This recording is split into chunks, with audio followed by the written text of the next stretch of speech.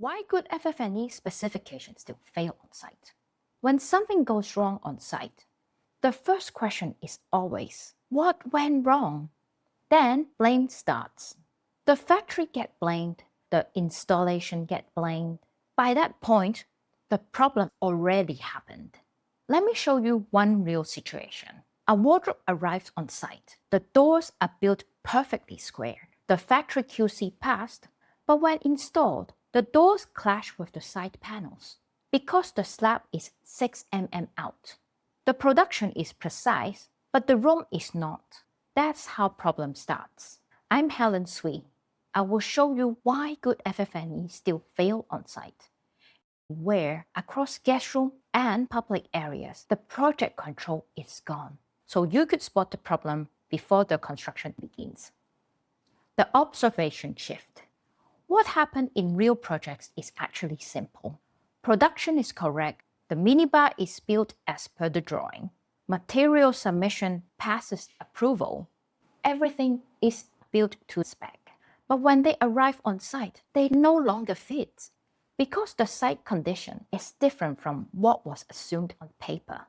The wardrobe cabinet is built at 1.2 meter wide, sitting nicely between walls. But the wall tiling added 8 mm thickness, and now the cabinet cannot fit. The contractor has to trim on site, the edges get chipped, alignment shift, and the final quality drops. This failure does not start in the factory. It fails when it meets real site condition. That begins with the application context mismatch. Specifications from the design team are created in controlled conditions. Drawings assume straight walls, level floors, clean junctions. But real sites don't behave like that. Concrete could shrink unevenly. Partition would bolt slightly. MEP shift across the building.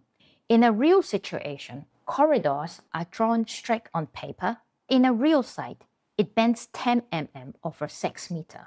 The cladding decoration panels are fabricated straight. So when installed, the gaps opened up between panels and shadow lines becomes uneven. The production is precise, but the site is not.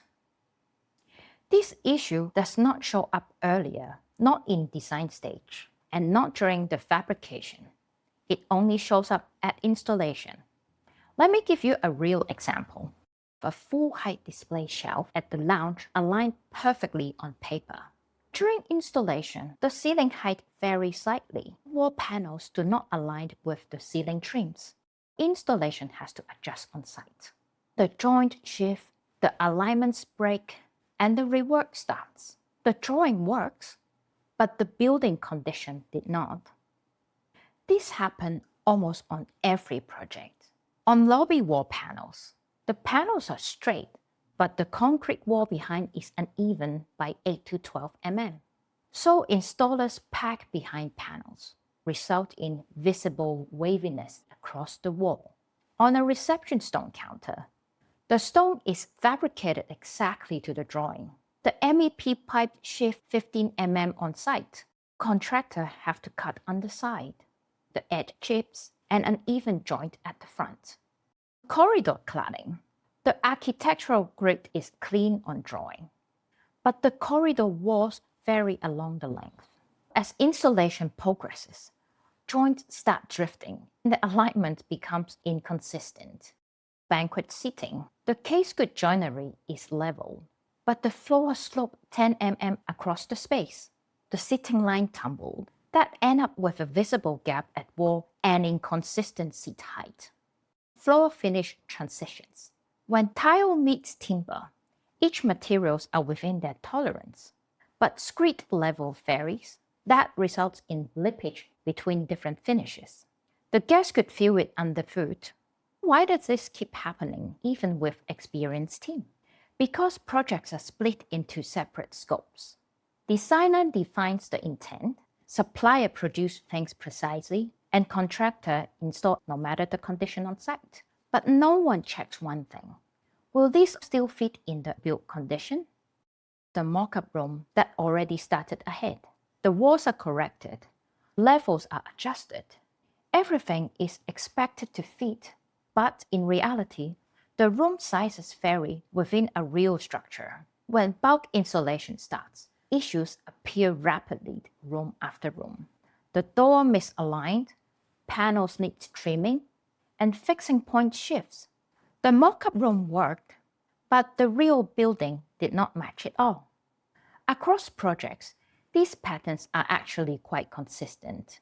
Guest room wardrobes built to the drawing, but floor slab varies from room to room. That result in consistent door misalignment. TV wall panels designed in modular, the structure varied floor to floor, so panels needed to be trimmed on site. Grid alignment breaks. Bathroom accessories, fixing a set by drawing. The wall buildup shifts. The focal vanity counter misaligned, and fixtures are off-centered. Every time, the suppliers get blamed. The key insight here is stop looking at the production. Look at the condition. A perfect cabinet in a wrong space will always fail. The production is controllable, but the site is not. What I focus on is where drawings meet fabrication and where fabrication meets real conditions. That's where small deviations turn into real visible repeated problems. If you're reviewing a project and something feels slightly off, it is usually not the production. It is the build condition that was never checked against. Next time something fails on site, don't start with the item. Start with the build condition. Ask, was it the actual wall? What is the actual level? What is the actual tolerance here? Failure does not start happening only in drawings. It happens at real installation. Next week, execution risk is not about budget. It is about vendor selection. I'm Helen Sui. This is Hotel Story Asia.